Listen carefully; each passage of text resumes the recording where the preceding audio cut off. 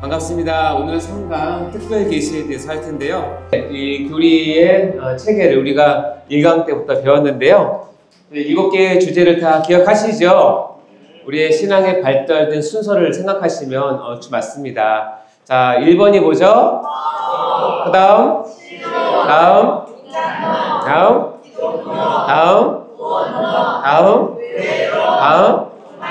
오케이, 좋습니다. 우리 눈 감고 한 번만 처음부터 1번부터 7번까지 시작! 서론, 신론, 인간론, 기독론, 구원론, 교회론, 종말론. 아멘. 자, 1년 동안 배울 이제 순서입니다. 여러분 마음 가운데 잘 새기시기 바라고.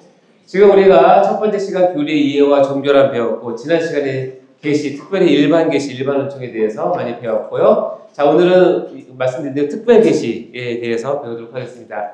이 특별 계시는 앞으로 배울 34번의 강의에 기초가 되는 가장 중요한 것인데, 하나님께서 자기 자신을 우리에게 어떻게 계시하시는지에 대해서 배우는 내용입니다. 이것이 잘 이해가 되어야 다음 강의들이 여러분의 그 마음속에 잘 들어올 수 있겠죠.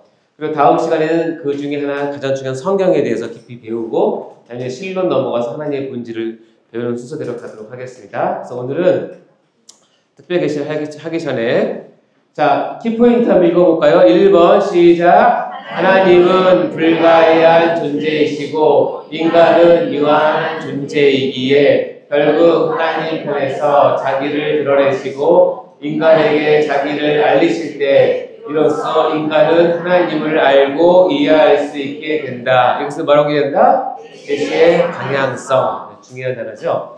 자, 2번 시작.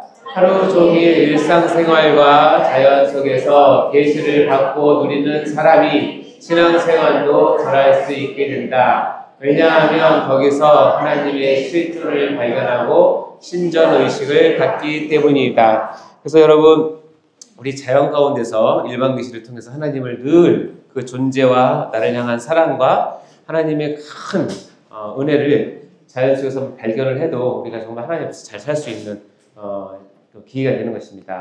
자, 3번 읽어볼까요? 시작. 우리 인간 삶의 모든 영역에서 만유의 주제이신 그리스도께서 나의 것이라고 외치지 않는 영역은 한치도 없습니다. 이것을 아브라함 카이프에 뭐라고 한다? 영역 주권이라고 이야기합니다. 자, 오늘 이제 세 번째 강의 특별 계시에 대해서 배울 텐데요. 자, 오늘 여러분 교환을 보시면 크게 4개의 주제로 이렇게 나갑니다. 특별 계시의 필요성 및 그 가치, 그다음에 특별 계시의 방법, 그 중에서 유일한 특별 계시인 성경에 대해서, 그리고 계시와 체험의 차이점에 대한 구분을 통해서 우리가 특별 계시가 우리에게 어떤 의미가 있는지, 또 어떤 중요한 것인지 보도록 하겠습니다. 첫 번째는 특별 계시의 필요성 및 가치에 대해서 보도록 할까요? 우리가 저번 시간에 배웠지만 일반 계시, 즉 하나님께서 모든 인류, 즉 하나님의 창조 세계 가운데 특별히 인간을 창조하셨는데 모든 인간에게 구별 하나 없이 믿던 안 믿던, 부자던 남자던, 부자던 가난하던, 남자던 여자던 구분 없이 동일하게 베푸시는 일반 계시가 너무나 중요하고 풍성하지만 한계가 있어요. 뭐냐면 첫 번째는 죄에 대해서는 가르칠 수가 없는 한계가 있고, 그러다 보니까 일반 계시를 통해서는 영적 지식에는 한계가 있어요. 아무리 자연이 좋고 우주가 넓고 바다와 산과 꽃이 좋아도 거기엔 영적 지식을 얻는 데는 한계가 있겠죠. 그러다 보니까 종교를 위한 충분한 기초를 주지 못한다라고 돼 있기 때문에 우리 신앙의 체계를 일반 계시만 가지고 하는 것은 한계가 있다는 것을 인식하셔야 돼요. 그래서 일반 계시의 한계를 우리가 다른 말로 표현하면 뭐라고 했죠? 그렇죠. 특별 계시의 필요성. 일반 계시만 가지고는 우리가 하나님을 완벽하게 알 수 없고, 특별히 내가 구원을 얻는 것에 부족함이 있기 때문에 하나님께서 이 특별 계시, 다시 얘기하면 하나님은 구속자가 되시고 어떤 한 인간, 하나님께서 예정하신 특별한 선택된 사람은 구원받는 피구원자가 되는 이 특별 계시가 필요하다는 것을 일반 계시의 한계에서 느낄 수 있는 것이죠. 그래서 특별 계시의 필요성 및 그 가치는 이렇게 크게 4개가 있는데요. 첫 번째는 뭐냐면 특별 계시는 우리 인간에게서 가장 중요한 핵심적인 문제, 가장 핵심적인 문제는 뭐냐면 죄에 대한 문제인데 이 죄에 대한 문제를 명확하게 드러내는 것이 특별 계시입니다. 그렇기 때문에 인간, 나의 타락됨을 일깨워 주는 것은 특별 계시입니다. 그래서 우리가 자연 계시를 통해서 하나님의 영광과 은혜를 볼 수 있지만 나의 죄됨을 깨닫기는 쉽지가 않습니다. 그러나 특별 계시는 목적 자체가 너 죄인이야부터 시작을 하는 것이 특별 계시입니다. 그렇기 때문에 이것을 통해서 비로소 영적인 지식을 필요로 하고 영적인 지식이 무엇인지를 공급하는 것이 특별 계시입니다. 그러다 보니까 그것을 통해서 하나님께서 나의 인생에 대해서, 인간에 대해서, 그리고 우리 교회에 대해서 무엇을 원하시는지를 알게 되는 것이 특별 계시고요. 마지막으로는 결국은 특별 계시는 구원의 문제를 다루는 것이 특별 계시입니다. 하나씩 볼까요? 우리 죄의 문제, 인간의 타락됨을 알려주는 특별 계시인데 로마서 3장 23절 말씀 읽어보겠습니다. 시작! 모든 사람이 죄를 범하였음에 하나님의 영광에 이르지 못하더니 하나님께서는 우리에게 말씀하실 때 때로는 친절하게 안내도 하시고 설득도 하시지만 매우 중요한 진리 문제에 있어서는 설득이나 우리의 동의를 구하지 않습니다. 그냥 선포를 하십니다. 태초에 하나님이 천지를 창조하실까 말까 물어본 적이 없어요. 창조하셨다 라고 끝나는 거예요. 똑같습니다. 모든 인간이 죄를 범했다 라고 끝나는 거예요.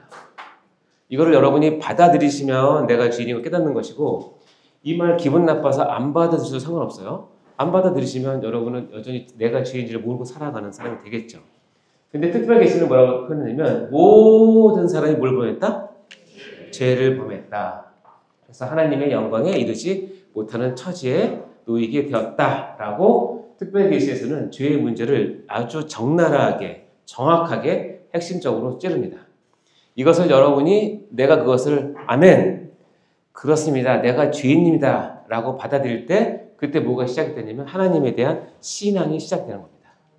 이것이 없이는 여러분이 교회에서 아무리 열심히 일하고 높은 직분에 올라가고 헌금을 많이 해도 내가 죄인인 것을 인식하지 못하고 하는 모든 것은 하나님 입장에서는 아무것도 아닙니다. 특별 계시는 그 문제를 지적하는 것이죠. 두 번째, 영적 지식을 공급합니다.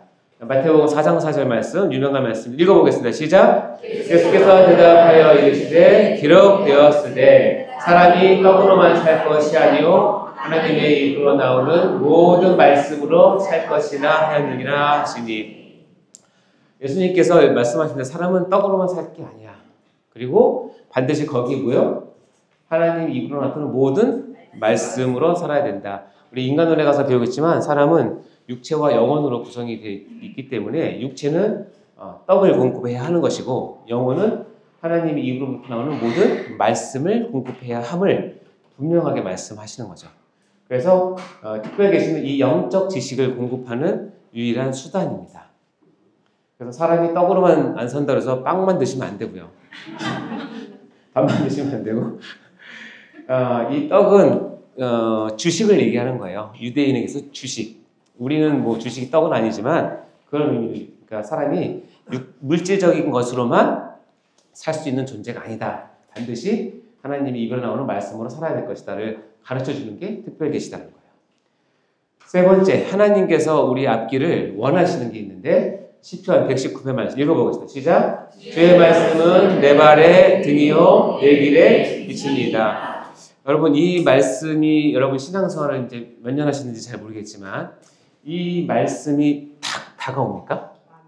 네, 그러시는 분들 계실 거예요. 내가 어두울 때, 힘들 때, 한치 앞을 알지 못하고 이유 없는 고난과 환난 가운데 있을 때 또는 이유를 알 수 없는 불안과 두려움이 있을 때 주의 말씀이 내 앞길을 탁 비추어서 내 발의 등이요 내 길에 빛이 되는 경험을 한다면 말씀이 뭔지를 알게 돼요. 말씀을 통해서만 하나님께 나갈 수 있어요. 그런 경험들 시골에 사신 분들은 아시잖아요. 조금만 불빛만 있어도 논두렁길 갑니다. 그렇잖아요. 근데 달도 없는 그때 불이 하나도 없을 때는 진짜 바로 앞을 안 보일 때는 발 한 걸음 내딛기가 너무너무 불안하잖아요. 그때 조그만 후레쉬 하나 하다못해 핸드폰 불 하나만 있어도 대략 보고 갈 수 있는 것처럼 주의 말씀은 내 발에 뜬 이유 내 길의 빛이다. 그래서 하나님의 원하심을 아는 방향으로 가게 해주는 유일한 나침판이 되는 것입니다. 다음에 이제 그래서 특별계시는 어쩔 수 없이 구원의 문제를 우리에게 얘기하는데요. 여러분 이 비유를 누가복음에 나오는 한 비유가 있는데 한 부자가 있었어요. 한 부자가 있었는데 한 해는 소출이 너무나 풍성했어요. 자기가 생각했던 것보다 너무너무나 소출이 많은 거예요. 그래서 어떻게 생각했냐면 야 내가 이 곡식 쌓아둘 곳이 없으니 어찌할꼬. 행복한 고민이죠. 이런 고민 좀 해봤으면 좋겠죠. 야, 내 은행 잔고가 막 넘치네요. 은행에서 전화가 와요. 너무 많으신데 이거 괜찮겠습니까? 그런 꿈은 가끔 꿉니다. 마이너스가 그렇지.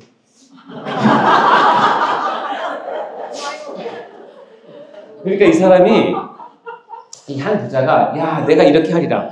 원래 부자인데도 아주 현명한 사람이에요. 내가 내 고관을 헐고 더 크게 짓고 내 모든 곡식과 물건을 거기에 쌓아두리라라고 얘기해요. 그러니까 이 사람은 요즘 말로 하면 재테크에 상당한 조예가 있고 관심이 있고 잘하는 사람이에요. 아마 사업하는 사람이었을 수도 있고 나름대로 사회에서 성공한 사업가일 수도 있어요. 그리고 그 마인드가 이 물질 돌아가는 거, 세계 돌아가는 거, 경제가 돌아가는 것을 빠삭하게 알기 때문에 이런 멋진 플랜을 딱 세웁니다.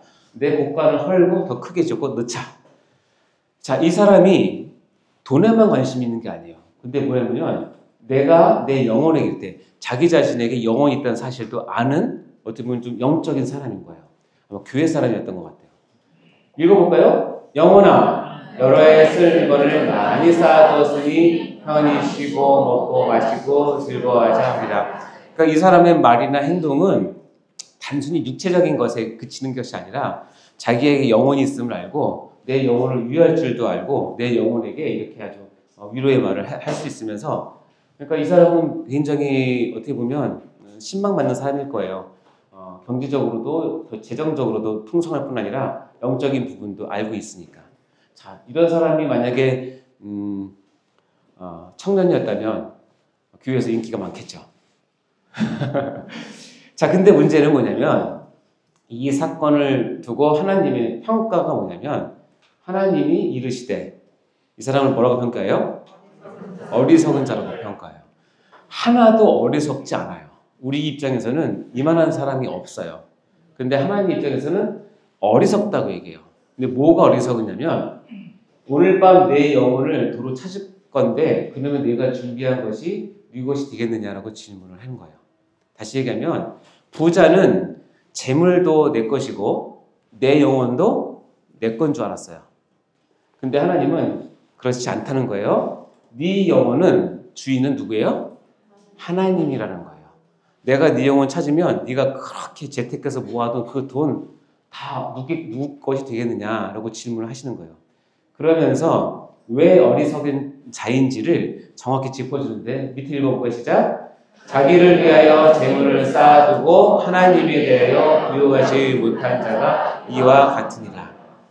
일반 계시를 통해서는 내가 재물을 쌓아두는 방법과 그것을 누리는 방법과 창고에 넣는 방법 그리고 내가 마음을 즐거워하고 내 영혼에 유의하는 것을 다 알 수는 있지만 특별 계시인 영적인 부분에 들어가면 이 영혼의 주인이 하나님이시고 그리고 네가 가진 그 일반 재물을 일반 은총인 재물을 하나님에 대해서 부여하지 못한 자는 하나님 눈에는 뭐라고 얘기한다? 어리석은 자라고 얘기하는 거예요. 이 어리석은 자가 되지 않기 위해서 필요한 것이 오늘 배우는 특별 계시예요. 근데 많은 사람들이 앞에 있는 그렇게 사는 삶을 원하세요. 적당히 돈은 많이 벌고 적당히 영적인 그런 거 없어요. 성경에는 분명하게 얘기합니다. 그래서 오늘부터 배우는 이 내용들은 하나님께서 우리를 어리석은 자로 보지 않는 핵심적인 내용을 배운다는 사실입니다.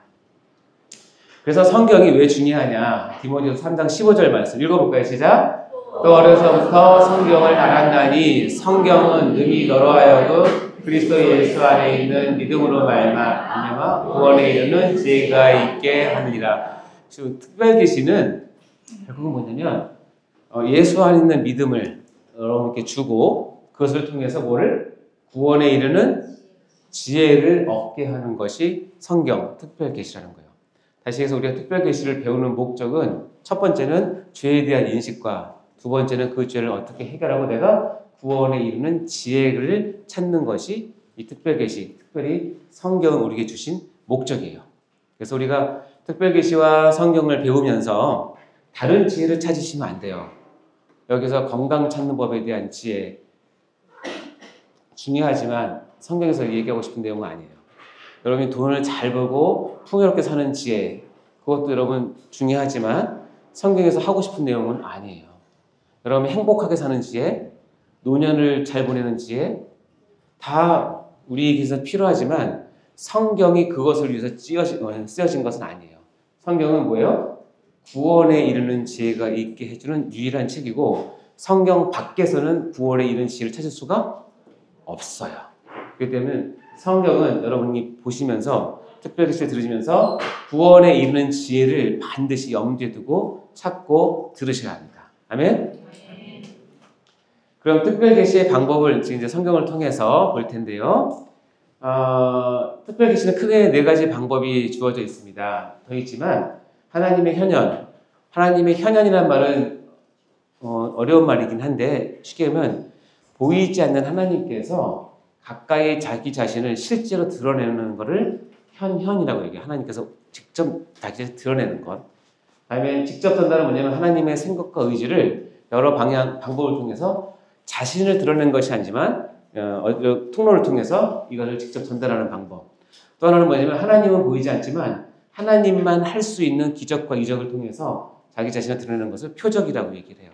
그리고 마지막에 기록은 뭐냐면 이 1, 2, 3에 해당되는 특별 계시들을 모두 기록하게 해서 나중에 이것이 성경이 되게 하는 방법을 취하세요. 그리고 하나님의 현현, 직접 전달, 표적, 기록이 하나님의 특별 계시의 방법입니다. 예를 들면 이제 현현부터 볼까요? 창세기 15장 17절에 읽어보겠습니다. 시작! 해가 져서 어두울 때에 영이 나는 화로가 보이며 타는 횃불이 쪼개 고개 사이로 지나더라. 여러분 아시는 말씀이죠. 아브라함이 하나님께 언약식을 체결하는 장면이에요. 그래서 고대 근동에서는 언약을 체결할 때 두 부족과 부족, 나라와 나라 사이에 매우 중요하고 아주 무거운 언약을 할 때는 가운데 짐승을 가운데 딱 잘라놓고 피를 싹 흥건하게 흘린 후에 그 사이로 두 나라 또는 두 부족의 족장이 손을 잡고 걸어가면서 언약식을 체결해요. 그 내용은 뭐냐면 너와 내가 맺은 이 언약은 매우 중요하기 때문에 한 사람이라도 어긴 사람은 이 고기처럼 쪼개져도 할 말이 없다는 것을 표현하는 거예요. 이것이 언약을 체결하는 그 당시 고대 군동에서 가장 최고 상위의 계약 방법이에요.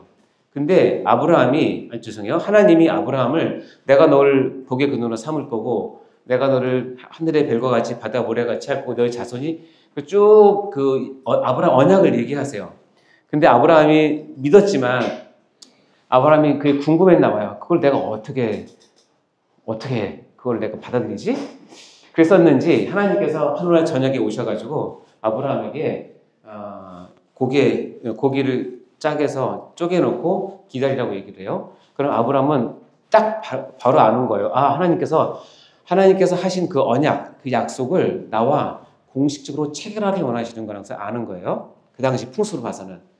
그런데 해가 져서 어두울 때 연기 나는 화로가 보이며 타는 횃불이 그 쪼갠 고기 사이로 지나갔어요. 원래는 당사자 둘, 하나님도 아브라함도 손잡고 지나가야 되는데 그렇게 안 가고 하나님만 지나갔어요. 그러니까 아브라함 언약은 네가 할 거 없어. 내가 반드시 지킬 거야라는 의미예요.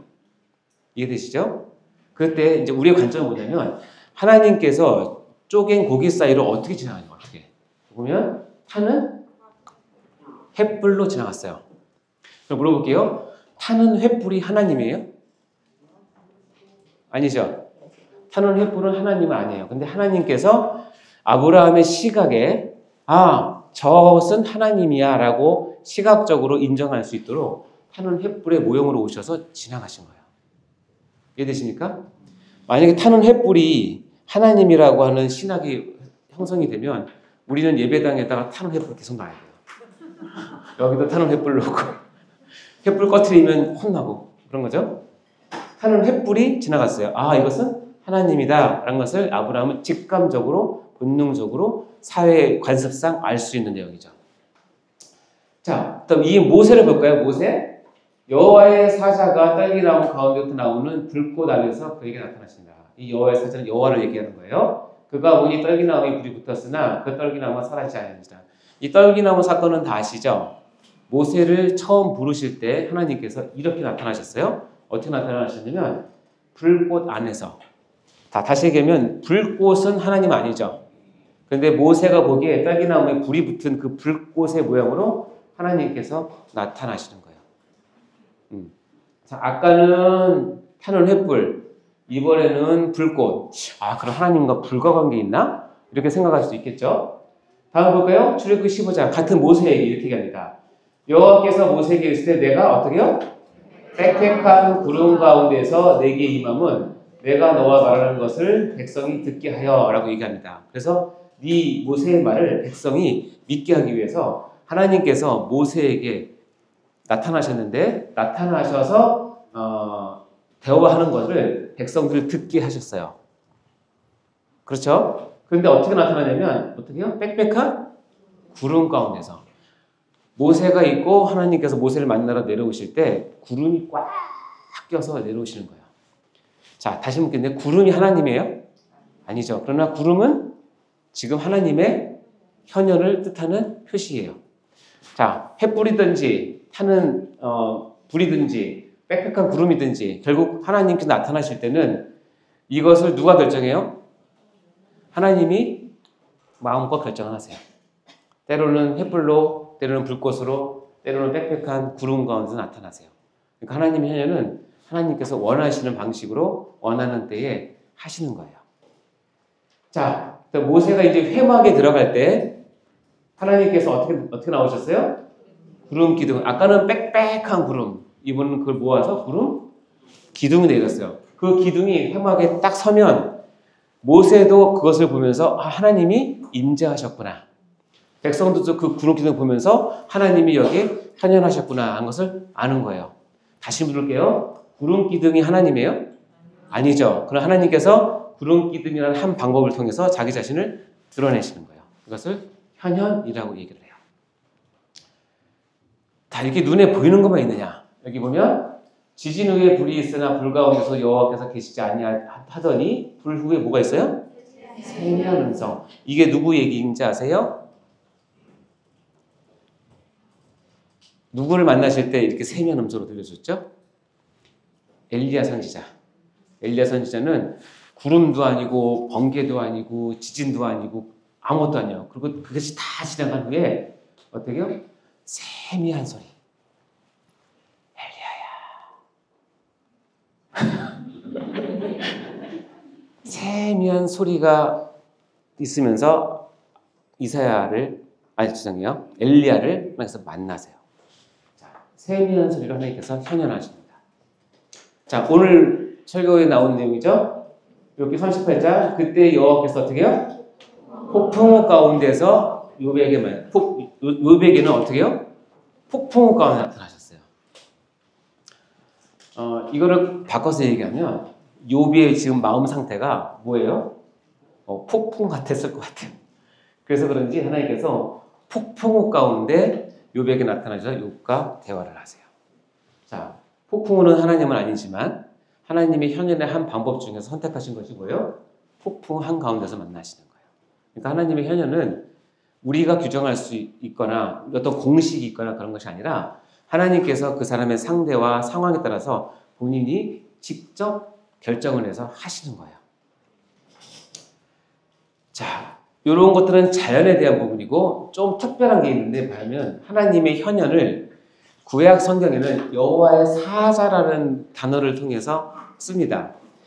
참고로 먼저 얘기하자면 여호와의 사자라는 단어가 전부 다 하나님을 뜻하는 것은 아니고 많은 경우에는 천사를 뜻하거나 하나님께서 보내신 특별한 메신저를 뜻할 때 여호와의 사자라고 하는데 때로는 지금 보는 이 구절은 여호와의 사자가 곧 하나님 자신을 뜻하는 단어로 쓰일 때가 있어요. 자, 볼까요?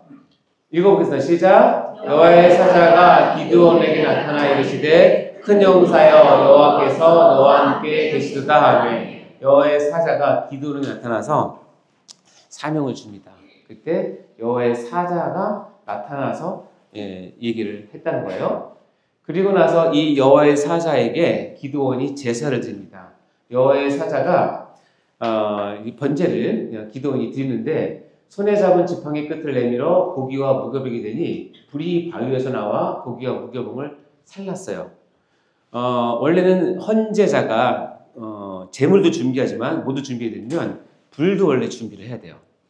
그래서 그걸 태워서 하나님께 올려드리는 게 하나님께 받으시는 건데 특별한 경우, 즉 하나님께서 심히 기쁘게 받으시는 경우는 제물만 갖다 댔는데 하나님께서 바위에서 불이 나와서 그 제물을 다 태웠어요. 그러니까 뭐예요? 내가 네 제사 아주 흠양한다. 꼭 받을 거라는 그런 강조예요. 그렇게 딱 살랐고 여호와의 사자는 그와 동시에 떠나서 보이지 않았어요. 그때 기드온이 정신이 바짝 난 거야. 이 그가 여호와의 사자인 줄 알고 있는데 슬프도 쏘이다. 그 여호와를 뭐라고 고백해요? 주 여호와 자체로 고백을 하는 거예요. 내가 여호와의 사자를 대면하여 보였나이다. 하는데 기드온이 죽지 않았어요. 유대인의 전통에 의하면 하나님을 직접 보는 자는 다 죽는다고 되어 있고 실제로 하나님을 본 사람도 없고 직접 보면 죽는다고 말씀하세요. 그런데 하나님께서 특별히 하나님의 목적으로 자기의 현현을 드러낼 경우에는 그의 생명을 보존시켜 주세요. 자, 그러니까 여기 뭐라고 되어 있어요? 여호와께서 이제 이게 좀 여호와의 사자가 여호와인가 헷갈리지만 바로 이어서 그 말을 누가 했냐면 여호와께서라고 했죠. 주어가 여호와예요. 그에게 이르시되 너는 뭐하라? 안심하라. 두려워하지 말라. 죽이지 아니하리라. 하나님 보면 죽는다며 왜 안 죽지? 그건 누구 마음이에요? 이해하시죠? 하나님께서 안 죽이시면 안 죽는 거예요. 그때 나온 단어가 중요한 단어가 있어요. 기드온이 여호와를 위해서 그 제단을 쌓고 그것을 뭐라 불렀다? 여호와 샬롬. 샬롬. 기억나십니까? 여호와 샬롬이라는 뜻은 여호와의 평강이라는 뜻이긴 한데 그것이 그냥 내가 기분 좋고 편안하고 예수님 때문에 잘 먹고 잘 사는 그런 뜻이 아니라 원래 뜻은 뭐냐면 내가 여호와를 대면하여 보았는데 나 안 죽고 살았어. 이게 여호와의 샬롬이에요. 여러분은 여호와의 샬롬을 받은 사람들이에요. 원래는 여러분은 하나님을 대면하여 보면 그 자리에서 죽을 수밖에 없는 아주 사악한 죄인이거든요. 근데 하나님께서 특별히 인정된 사람에게는 하나님의 임재와 현현을 보여줘도 죽지 않게 살려두는 사람이 있는데 그게 여호와 샬롬을 경험한 사람이에요. 이 여호와의 샬롬을 경험한 사람들이 이스라엘의 백성이 되는 것이고 이것이 더 가면 하나님 나라의 백성이 되는 것이고 지금으로 따지면 하나님의 교회의 성도가 되는 거예요. 그래서 여호와 샬롬이라는 단어는 그런 의미가 있는 거예요. 내가 여호와를 봤는데 대면하여 봤는데 안 죽었어. 자, 여기서 또 하나 여호와 사자인데 마누아가 누군지 아세요? 혹시 아시는 분? 마누아는 삼손의 아버지예요. 그래서 마누아에게 여호와의 사자가 나타나서 삼손이라는 아들을 줄 것을 이렇게 보여주는 그런 장면이에요. 그 장면이 끝난 다음에 마누아가 여호와의 사자에게 말하되 당신의 이름이 무엇입니까? 물어봐요. 당신의 말씀이 이루어질 때 우리가 당신을 존귀 여기리다 하니 여호와의 사자가 그에게 이르되 어째 내 이름을 묻느냐? 내 이름 뭐다? 기묘자래요. 이 어디서 많이 들었던 거죠? 기묘자? 이사야서에 보면 다시 오실 메시아, 즉 예수 그리스도의 이름 중에 하나가 뭐예요? 기묘자예요.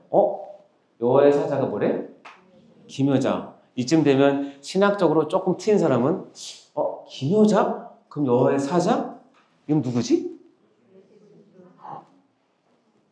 답이 나왔어요. 누구라고요? 예수님이에요. 이에 마노아가 염소 새끼 자다가 바위에서 여호와께 드리되 이적이 일어난지라 마노아와 그의 아내가 본즉 불꽃이 제단에서부터 하늘로 올라가는 동시에 여호와의 사자가 제단 불꽃에 휩싸여 올라갔어요. 마찬가지로 내가 네 번제를 받았다라는 의미예요. 그때 마노아와 그의 아내가 그것을 보고 그의 얼굴을 땅에 대고 엎드리나 여호와의 사자가 마노아와 그의 아내에게 다시 나타나지 아니하니 마노아가 그제야 그가 여호와의 사자인 줄 알고 그의 아내에 이르되 우리가 뭘 누구 봤다? 하나님을 보았으니 반드시 죽을 것이다 라고 했는데 안 죽었어요. 그러면서 마노아가 나중에 어떻게 고백하냐면 만약에 우리 죽을 것 같았으면 여호와의 사자가 나타나지도 않았을 것이고 우리가 드린 재물도 받지도 않았을 것이고 우리에게 사명을 주지도 않았을 거야. 우리의 재물도 받고 우리에게 사명을 주신 그분이 여호와인 것은 분명한데 우리가 안 죽은 이유는 그분의 은혜 때문이라고 얘기를 해요. 자, 그러면 가만히 계시면 여호와의 사자라고 하는 독특한 단어가 아까 자기 정체를 밝혔어요. 나는 이름보다 기묘자다.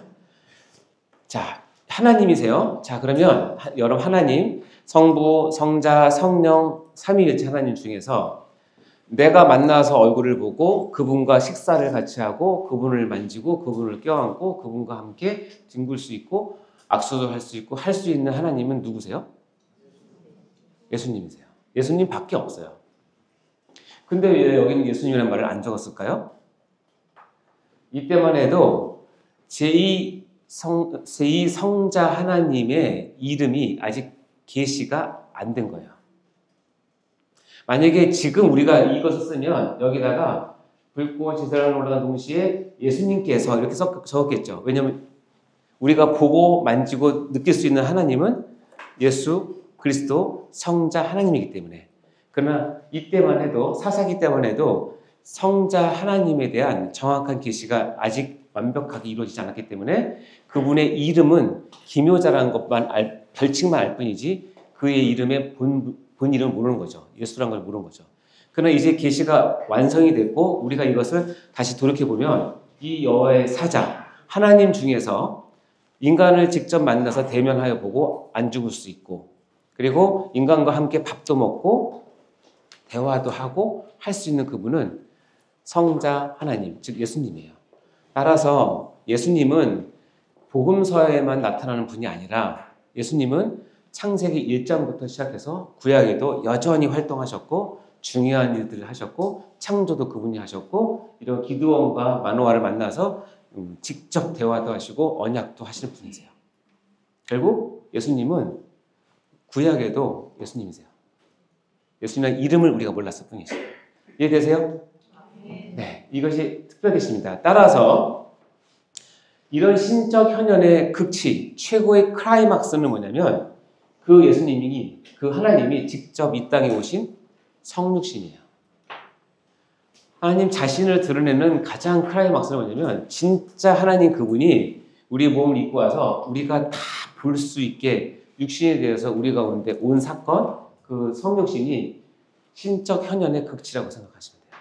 아멘? 요한복음 1장 14절 시작. 말씀이 육신이 되어 우리 가운데 거하심에 우리가 그의 영광을 보니 아버지의 독생자의 영광이요 은혜와 진리가 충만하더라. 말씀이 육신이 되었다는 이 한 구절은 세상 사람은 이해할 수 없는 거예요. 이 말씀이 로고스라는 건데 로고스가 이 요한복음이 쓰여질 당시만 해도 그 당시 철학 세계에서는 굉장히 유명한 단어예요. 기독교에만 있는 단어가 아니에요. 이 로고스는 실은 모든 철학의 가장 최상위 단어, 한 종교의 가장 최상위의 어떤 신을 뜻할 때 로고스란 말을 많이 썼어요. 그래서 요한이 예수님을 우리의 구주 하나님으로 표현할 때 그 당시 사람들이 특히 철학적으로 완벽하게 되어 있는 헬라 사람들에게 이것을 설명하기 위해서 차용한 단어가 뭐냐면 로고스예요. 그걸 말씀을 우리가 해석을 하지만 차이가 뭐냐면 그래? 기독교도 로고스가 있어? 뭐 그럴 수 있지. 기독교도 종교니까 로고스가 있을 수 있겠지. 근데 딱 하나 차이가 뭐냐면 로고스가 육신이 됐다는 거예요. 이건 다른 종교에는 없는 거예요. 다른 철학에도 없는 거예요. 아니 로고스가 육신이 돼? 이거 어떻게 그렇게 귀한 분이 그 귀한 것이 어떻게 육신이 되냐? 말도 안 돼. 그러나 기독교는 뭐예요? 차별을 된 거예요. 이 로고스가 이 말씀이 뭐가 됐다? 육신이 됐다. 이것을 믿는 종교가 우리 기독교예요. 하나님이 우리 저번주에 배웠지만 나와 전혀 레벨도 다르고 다른 차원에서 계신 그분이 내가 머물고 있는 시간과 공간 그리고 이 시궁창과 같은 이 더러운 세상에 직접 오셔서 나와 함께 먹고 나와 함께 마시고 나를 직접 가르치시고 나를 이끌어주시고 나를 안아주시는 그 사건을 하기 위해서 오신 것이 성육신이고 이것이 성경 전체에 하나님의 현현, 신의 현현의 극치이자 엑기스예요. 결국 예수님께서 이 땅에 오신 것은 하나님 자신을 우리에게 드러내시는 가장 최고의 사랑입니다. 아멘? 이 말씀이 육신이 되어라는 말은 우리 쉽게 읽지만 이 하나에 담겨져 있는 뜻은 하나님 전 자신을 거은 거예요. 하나님 전 자신을 거은 거예요. 자, 이것이 하나님의 현현이었습니다. 자, 이제 하나님 직접 전달을 볼까요? 하나님께서는 자신의 생각과 의지를 직접 전달했어요. 자기의 존재를 드러내지 않지만 가장 많이 쓰이는 건 뭐냐면 이르시되 또는 가라사대라고 합니다. 여호와 하나님이 그 사람에게 명하여 이르시되 동산 각종 나무의 열매는 내가 있는 먹되 이 그 사람은 아담이겠죠? 아담에게 직접 말씀으로 이르셨어요. 하나님이 노아와 그의 아들에게 부르시며 그들에게 뭐하되? 이르시되 직접 이르셔서 생육하고 번성한 땅에 충만하라고 얘기하셨어요. 자, 신명기 5장에 보면 여호와께서 산 위 불 가운데서 너희와 대면하여 말씀하시면 아까 우리 읽었죠? 산 위에 불이 있고 거기에서 너희와 대면하여 말씀하시매 그때 너희가 불을 두려워하여 산에 오르지 못하였습니다. 왜냐하면 처음에 하나님께서는 모세와 만나는 장면을 불로 구름으로 빽빽하게 했어요. 그리고 그 소리를 이스라엘 사람이 듣게 했어요. 그런데 장로들이 그 장면과 소리가 너무너무 무서운 거예요. 그러니까 모세한테 뭐라고 얘기하냐면 제발 그러지 마시라고 해주세요. 그래요. 너무 감당이 안 되는 거예요. 하나님의 인재가 감당이 안 되는 거예요. 이스라엘 사람들은. 그러니까 하나님께서 아주 특별한 방법을 하시는데 뭐예요? 그들이 불을 두려워해서 산에 오르지 못하므로 내가 여호와와 너희 중간에 서서 여호와의 말씀을 너에게 전하였노라. 즉 모세가 여호와와 그리고 그의 백성 이스라엘 사이에 중간에 서서 하나님의 말씀을 너에게 전하는 방식으로 이게 바뀌어요. 그래서 여호와께서 모세에게 이르시면 모세는 그 말을 받아서 누구에게 일러요? 이스라엘 백성에게 전달하는 방식이요. 이 방식이 어떤 방식일까요? 지금 여러분이 속한 교회의 방식이에요. 하나님께서 물론 여러분 한 사람 한 사람을 사랑하시고 여러분 다 말씀하십니다. 그러나 교회의 질서상 어떻게 하냐면 교회의 중요한 공적인 일이나 사역이나 이런 것들은 여러분에게 직접 말씀하지 아니하시고 이 모세라고 하는 이 중개자를 통해서 즉 중보자라고 표현하지만 그를 통해서 하나님의 뜻을 모세에게 말하고 모세는 그것을 받아서 백성에 전달하는 방식을 이때부터 시작해서 지금도 사용하세요. 따라서 새에덴 교회 2025년 나아갈 계획을 여러분이 직접 받으시면 안 돼요. 여러분이 받을 수도 없지만 내가 받았다고 주장하시면 안 돼요. 내가 계시받아서 주장하시면 안 돼요. 질서는 뭐냐면 하나님께서 새에덴 교회에 가장 하나님의 뭐라고 하죠? 권위를 위임하신 분이 있는데 그분이 담임 목사님이세요. 담임 목사님을 통해서 그분께 2025년 새해된 교회에 나갈 거를 지시를 하세요. 그런 목사님은 기도 가운데, 말씀 가운데, 묵상 가운데 그것을 받아서 그것을 소화하고 그것을 펴서 교육자들한테 얘기하고 교육자 여러분들이 전달하는 방식이에요. 이 방식이 바로 음성을 전하는 것과 동일한 방식이라는 거예요. 이런 질서가 있음을 아셔야 됩니다. 이것은 교회론에 가면 또 자세히 배웁니다. 또 하나님께서는 사무엘을 또 직접 부르십니다.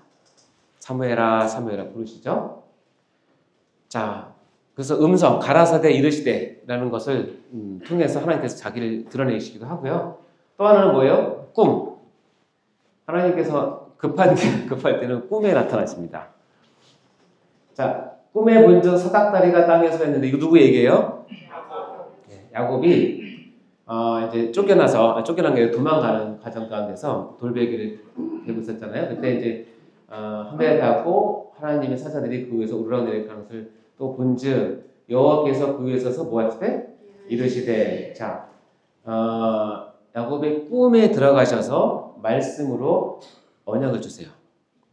그러니까 꿈도 하나님께서 즐겨 사용하시는 계시의 한 방법이에요. 또 한 예시가 있어요. 꿈. 꿈을 보서 직접 들어간 얘기가 있냐면 이 그랄 왕 아비멜렉이라는 사람이 있어요. 내가 보기엔 굉장히 억울한 사람인데요. 뭐냐면 아브라함이 이 그랄 땅에 들어갔을 때 자기 아내 사라를 누이라고 속여요. 왜 속이냐면 사라가 그렇게 예뻤다네요. 모르겠어요. 나이가 이때 꽤 됐을 텐데. 근데 엄청 미인이셨대요. 꼭 천국 가서 확인할 거예요. 하여튼 미인이셨는데 자기 목숨을 보존하려니까 생각해보면 이해는 돼요. 내 아내라고 하면 아내가 너무 예쁘니까 남편 죽이고 가져갈 수 있으니까 아브라함이 떨렸나 봐요. 그러니까 어떻게 해요? 누이라고 속였어요. 그러니까는 아비멜렉은 그 말을 찰떡같이 믿고 사라를 데려갔어요. 데려갔어요. 집안의 경사죠? 왕비가되면. 근데 이게 문제가 되는 게 뭐냐면 이미 하나님의 언약은 떨어졌어요. 아브라함이 사라를 통해서 낳는 자녀를 통해서 하나님의 구속사를 이어가겠다는 언약이 떨어졌어요. 그리고 이 과정을 통해서 두고두고해서 누가 나와야 돼요? 예수님이 나와야 돼요. 근데 초장부터 지금 뭐예요? 일이 빠그러졌어요. 그래서 사라가 이방인에 섞이게 되는 위급한 상황이 됐어요.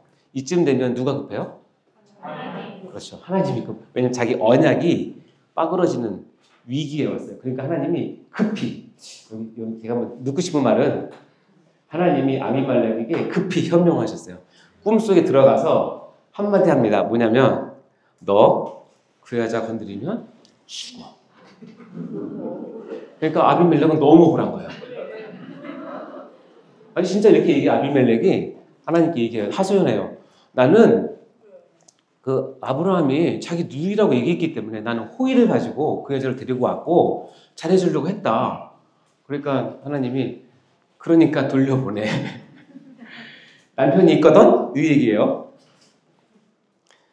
그러니까 아비멜렉이 너무 놀랬나 봐요.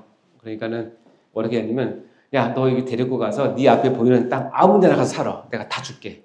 그리고 우양과 종과 그런 걸 재물을 풍성하게 해서 돌려보냅니다.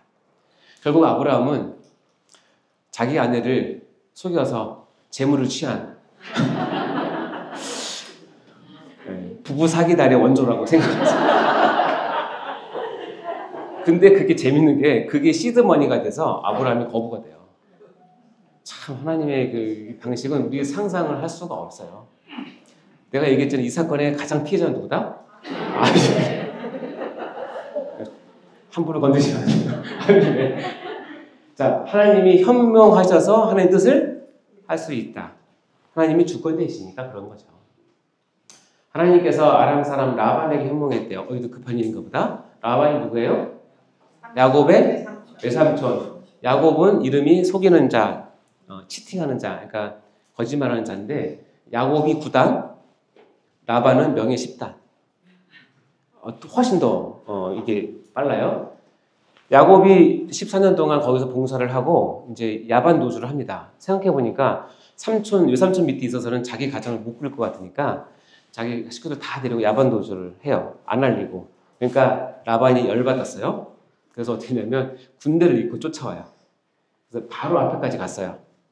근데 라반의 속마음은 뭐냐면 딱 읽혀져요. 내가 이 자식 만나면 내가 가만 안 둔다 이거예요. 아마 죽였을 수도 있어요.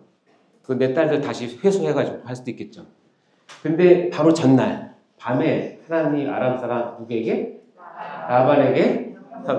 라반의 꿈에 들어가서 똑같은 말합니다. 너 야곱 건드리면 죽어. 야곱의 선악관 하지 말라. 그래서 그랬을 것 같아요. 야, 네가 한지 생각해봐라. 그렇게 말했을 것 같아요. 왜냐면 훨씬 더 라반이 머리가 빠르고 약삭 빠른 사람이거든요. 사기꾼이거든요. 근데 저는 여기서 하나 교훈 얻는데 라반이 현몽에서 라반이 전 하나님의 백성인지 아닌지 모르겠어요. 이 라반이라는 분은 천국 가면 만나실지 않을지 잘 모르겠어요. 근데 중요한 건 뭐냐면 이렇게 악한 사람도 하나님께서 현몽에서 이 한마디 말에 그 다음 걸 보면 표정을 싹 바꿔요. 말도 싹 바꿔요. 그래서 야곱을 편하게 돌려보냅니다. 그래서 뭐라고 그러잖아요. 야야야, 너 어떻게 이사 가는데 인사도 안 하고 갔냐며 삼촌한테. 가져가도 인사도 하고 가야지. 그러면서 호의를 베풀어서 자 인사하고 마쳐요. 이렇게 하나님을 모르는 사람이고 사기꾼도 꿈에 하나님의 말씀을 듣고 이렇게 순종을 했다면 여러분은 하나님의 말씀들을 어떻게 하셔야 돼요? 즉각, 즉시로 완벽하게 순종하셔야 돼요. 이렇게 현몽이라는 방법으로 하나님께 직접 전달하세요. 또 하나의 방법은 이제 환상입니다. 환상은 꿈이 아니라 이렇게 있다가 갑자기 쫙 열리면서 그거 보는 거잖아요. 이 다니엘과 같으면 내가 환상 중에 그래서 이제 이런 다니엘서를 문지력을 기록을 하는 것이고 참 여기서 보면 환상은 또 요한계시록은 사도 요한이 환상 가운데 보고 쓴 것이죠. 그러니까 환상을 통해서 하나님께서 직접 전달하신다는 것입니다. 다음에 하나님께서 이제 천사를 통해서 이 천사는 여호와의 사자가 아니라 진짜로 직분 있는 천사예요. 그래서 마리아에게 수태고지를 하면서 천사 가브리엘이 하나님의 보내심을 받아서 갈릴리 나사렛 동네에 가서 그 처녀의 이름은 마리아인데 마리아를 만나서 수태고지를 하죠. 그래서 하나님의 의중과 뜻과 계획을 천사를 통해서 전달하는 방식도 하십니다. 그래서 교회사에 보면 이런 식으로 하나님 뜻을 전달하는 경우들이 간혹 이제 에피소드 등장하기도 합니다. 자, 그 외에 또 특별한 방법이 있는데 이것은 정형화된 방법이 아닌데 재밌는 게 있어요. 발람 이야기 아시죠? 발람이 발락왕, 모압왕 발락왕의 어떤 게임을 받아서 이스라엘 민족을 저주하기 위해서 집을 떠납니다. 집을 떠나는데 발람 집이 좀 특별했나 봐요. 구조가 대문 밖을 나서면 양쪽으로 쭉 해서 이렇게 돌담이 쌓아져 있던 것 같아요. 근데 나귀를 딱 타고 출발을 했는데 이 나귀가 가기를 주저주저 하면서 이 벽 쪽으로 자꾸 붙는 거예요. 그러니까 어떻게 되면 발람 선지자가 이 돌벽하고 자기 발하고 계속 이겨지는 거예요. 그러니까 얼마나 기분이 안 좋아요? 여러분 아침에 출근하려고 시동을 걸었는데 차 시동이 안 걸리면 짜증나죠? 똑같아요. 나귀가 여호와의 사자를 보고 발람 밑에 엎드렸는데 근데 나귀가 엎드린 이유는 여호와의 사자를 봤기 때문이에요. 근데 발람이 누워서 자기 집하면 나귀를 때렸어요. 또 당연하죠. 짐승이니까 야 이거 왜 이래 놈아. 그러니까 때렸겠죠. 근데 놀라운 일이 벌어졌어요. 여호와께서 나귀의 입을 여셨어요. 발람에게 뭐라고 했는지 아세요? 내가 당신에게 무엇을 하였기에 나를 이같이 3번 때렸느냐라고 얘기를 해요. 그럼 얼마나 놀라운 일입니까? 별로 안 놀라시네? 나귀가 입을 열어서 야 내가 당신에게 뭘 했는데 3번이나 때립니까? 라고 얘기하는데 더 놀라운 건 뭔지 아세요? 발람이 그 말에 대답을 해요. 발람이 나귀에게 내가 나를 거역하기 때문이니 내 손에 칼이 있었다면 너 죽었을 거라 얘기를 해요. 둘이 대화가 시작이 돼요. 재밌죠? 근데 나귀가 발람에게 이렇게 배틀이 붙었어요. 한마디로 썰전이 붙어요. 썰전이. 나귀가 나는 당신이 오늘까지 당신의 일생 동안 탄 나귀가 아니냐. 그렇죠? 내가 언제 당신의 이같이 하는 버릇이 있더냐. 자기 주장을 해요. 발람이 뭐라는 줄 알아요? 없었네. 둘이 대화를 이렇게 밝고 가요. 그때 여호와께서 발람의 눈을 여셔가지고 여호와의 사자가 손에 칼을 빼들고 길에 선 것을 보고 머리를 숙여 엎드렸어요. 그러니까 뭐냐면 이 발람이라는 선지자가 영적으로는 민감했을지 모르지만 하나님의 그 부분에 대해서는 굉장히 둔감했던 것 같아요. 자기 나귀가 본 여호와의 사자를 못 보고 지금 이런 일을 하는 거죠. 그러니까 하나님께서는 말 못하는 나귀의 입을 통해서도 자기의 뜻을 전해줘요. 아시겠죠? 그럴 가능성도 있어요. 여러분의 집에 지금 기르신 애완견이 있으십니까? 여러분이 하도 이상하게 살면 어느 날 갑자기 여러분의 애완견 입을 열어서 권사님 그렇게 살면 안 되지. 집사님. 그러니까 여러분의 집에 있는 그 애완견을 개새끼라고 부르지 마시고 하나님께서 입만 열면 하나님 뜻을 전달해서 도구로 쓸 수 있다는 사실을 기억하시기 바랍니다. 이런 일들도 있을 수 있다는 거예요. 그러니 하나님의 현현, 하나님 직접 전달은 다양한 방법으로 하나님께서 원하시는 방법으로 성경에 무수히 많이 나와요. 이런 것을 보면서 하나님은 우리에게 말씀하고 싶으신 하나님이세요. 특별히 우리가 하나님의 뜻을 어그리고 거슬러서 살 때는. 자, 또 하나 방법은 뭐냐면 표적이에요. 표적. 표적은 뭐냐면 놀라운 일을 통해서 하나님이 살아계심을 증거하는 뜻인데요. 요한복음 2장에 가면 가나의 혼인잔치가 있죠. 아십니까? 네, 가나의 혼인잔치에서 포도주가 변해서 물이 됐죠. 그렇죠. 물이 변해서 포도주가 됐죠. 누가 아까 네 했는데. 네, 물이 변해서 포도주가 됐죠. 네.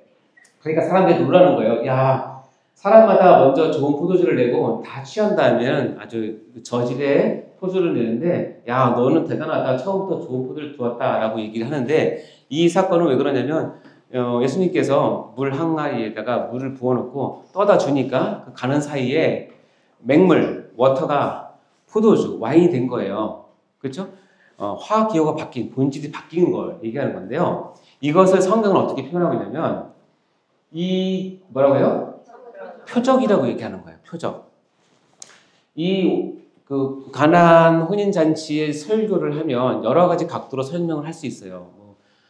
물 떠다 주는 하인의 어떤 입장에서, 뭐 신랑의 입장에서, 예수님 입장에서, 또 그것을 얘기했던 마리아의 입장에서 다 설명할 수 있죠. 다 맞아요. 맞을 수 있지만 성경에서는 그 사건의 핵심은 뭐라고 얘기하냐면 이 표적을 가나안 갈릴리에서 행하여 그의 영광을 나타내심에 뭐예요? 제자들이 그를 믿어. 이 표적을 한 이유는 뭐냐면 그 주위의 사람들을 포도주를 먹이는 게 목적이 아니라 예수님께서 제자들을 모아서 데리고 다니면서 첫 번째 했던 표적을 이렇게 보이심으로 인해서 자기 따라다니는 제자들이 저분 메시아일 수도 있겠구나. 우리 선생님 대단하시구나. 하나님의 보내신 사람이겠구나. 라고 하는 것을 믿게끔 하기 위해서 뭘 했다? 표적을 했다. 그래서 이 단어를 표적이라는 단어를 써요. 여러분 이적과 표적의 차이는 뭔지 아세요? 또는 기적과 표적의 차이. 한마디로 둘 다 놀라운 일이에요. 자연의 현상을 넘는 일이에요. 근데 이적 또는 표적을 쓸 때는 뭐냐면 그 놀라운 사건이 하나님의 계획과 영광과는 관계없이 끝났을 때 사람들이 놀라고 거기서 유익을 얻고 끝났을 때는 이적 또는 기적이라고 얘기해요. 근데 똑같은 사건이 하나님께서 이 원래 목적했던 하나님의 의도와 계획이 이 놀라운 일을 통해서 이루어졌을 때 그것을 뭐라고 부른다? 표적이라고 얘기해요. 이해되십니까? 자, 그러면 이거를 아셔야 되는데 모세가 바로의 왕한테 가서 얘기합니다. 여호와 하나님께서 말씀하셨는데 이 이스라엘 백성은 그 하나님의 백성이니까 이제 빨리 해방시켜서 돌려보내주세요라고 얘기했는데 어느 나라, 어느 황제, 어느 대통령, 어느 정치인이 그것을 받아들일 수 있겠어요? 자기 이집트 나라의 경제의 반이상을 차지하는 노예들인데 당연히 거부하죠. 그러니까 어떻게 돼요? 이 모세가 가서 지팡이를 던지니까 뭐가 됐어요? 네. 뱀이 조그만 뱀이 아니라 여기 따지면 큰 구렁이 같은 그야말로 비암이에요. 비암. 네. 비암이 됐어요. 근데 재밌는 건 뭐냐면 이 똑같은 그것을 이 바로의 현인들과 마술사들도 똑같이 하는 거예요. 던지니까 어떻게 돼요? 이게 비암이 됐어요.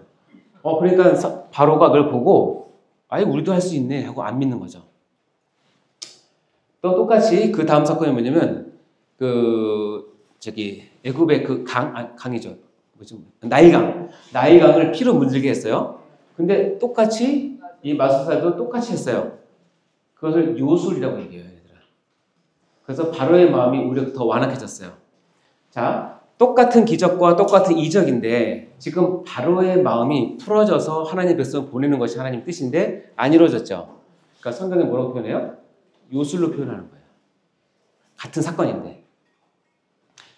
그래서 놀라운 일이 우리에게 벌어지는 것은 하나님께서 허락하신 놀라운 기적 중에 하나인데 그것이 표적이냐 이적이냐는 누가 결정하냐면 하나님이 결정하는 게 아니라 그것을 받는 그 사람이 이것을 하나님의 영광과 뜻을 이루는 데 사용되어지면 표적으로 되는 것이고 이것을 단순히 놀라운 일로 하면 이적과 기적으로 끝나는 거예요.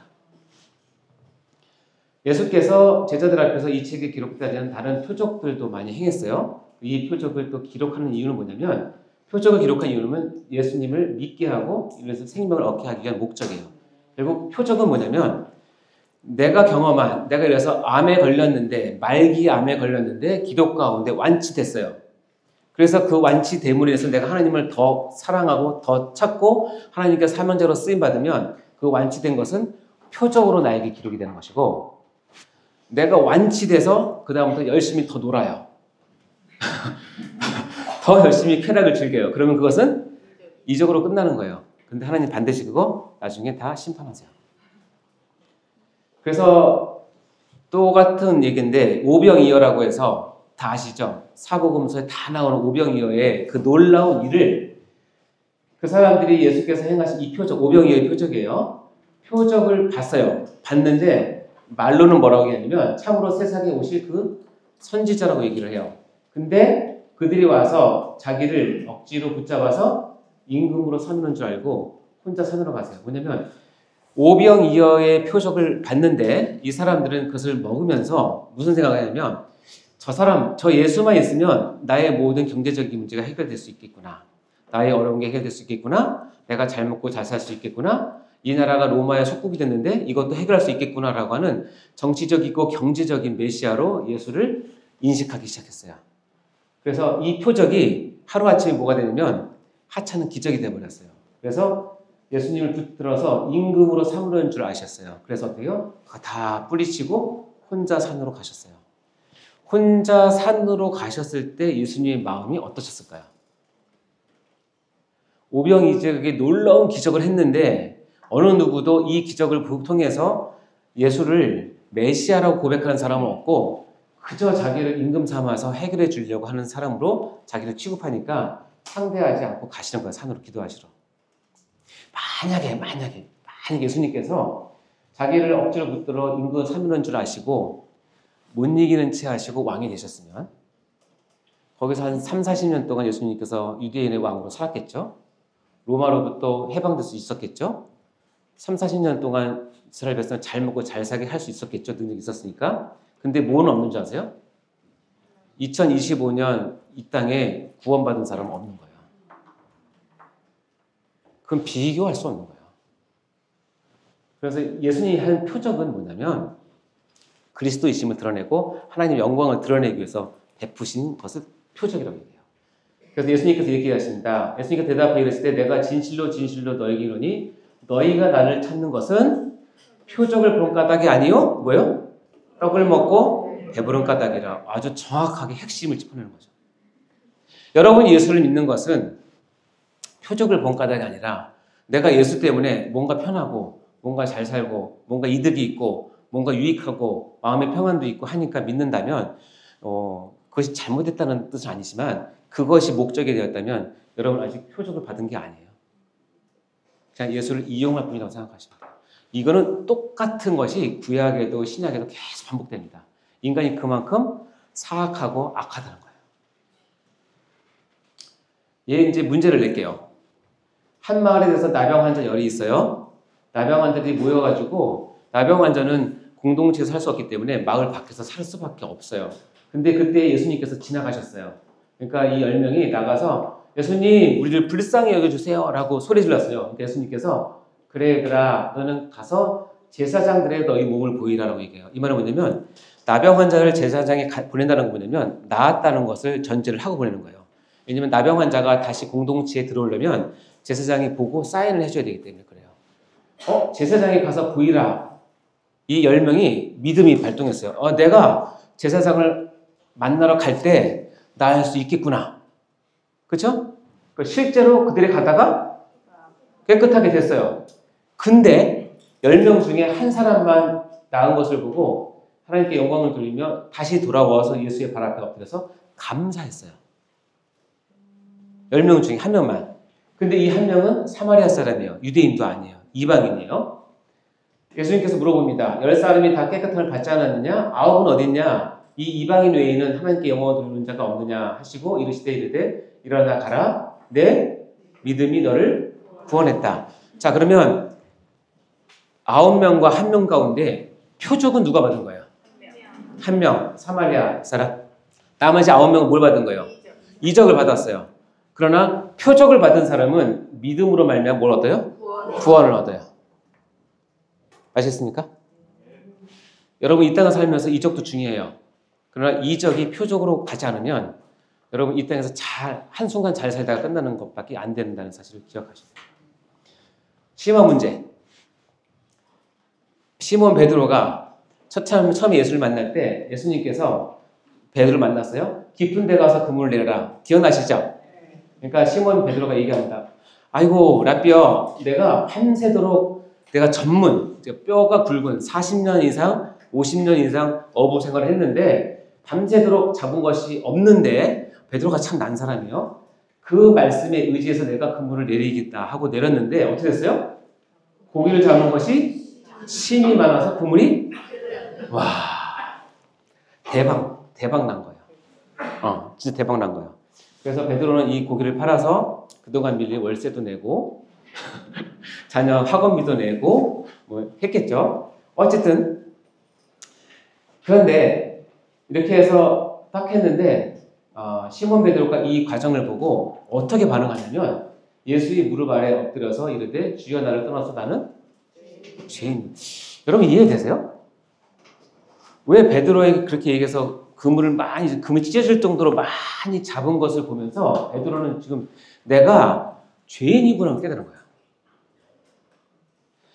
그러니까 이 많이 잡힌 이것이 다른 사람에게는 이적이었는지 모르겠지만 베드로에게 지금 뭘로 다가갔어요? 표적으로 다가간 거예요. 표적으로 다가가서 내가 죄인임을 고백하고 예수를 따르는 축복을 얻어요. 제자가 돼요. 자, 이걸 이적으로 바꿔볼까요? 베드로가 심이 많은 그물을 잡았어요. 그래서 다 그걸 팔아서 공과 금도 내고 밀린 월세도 내고 잘 살았어요. 그리고 예수님께 찾아가서 예수님 한 번만 더 포인트 찍어주시면 내가 11조가 아니라 5대5로 합시다. 이렇게 나가면 베드로는 이것을 모르지 보는 거예요. 지금 이적으로 보는 거예요. 그래서 이 이적을 이적해 주시는 놀라우신 알라딘 램프의 지니와 같은 사람으로 예수를 인정하는 거예요. 그럼 거기는 구원은 없고 제자도 되지 않고 교회사에 아무 의미는 없어요. 여러분 삶이 그렇습니다. 놀라운 일을 경험하십시오. 반드시 그것을 표적으로 끌고 가셔야 됩니다. 그렇게 하도록 하나님께 간구하셔야 됩니다. 내가 놀라운 일을 경험하셨습니까? 그럴수록 더 겸손하게 하나님 저에게 이렇게 하신 이유가 무엇입니까? 라고 물어보셔야 돼요.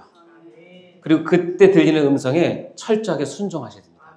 그래야 베드로처럼 죄인임을 고백하게 되고 예수를 믿게 되고 따르게 되고 교회사에서 매우 중요한 한 인물로 쓰임받게 되는 겁니다.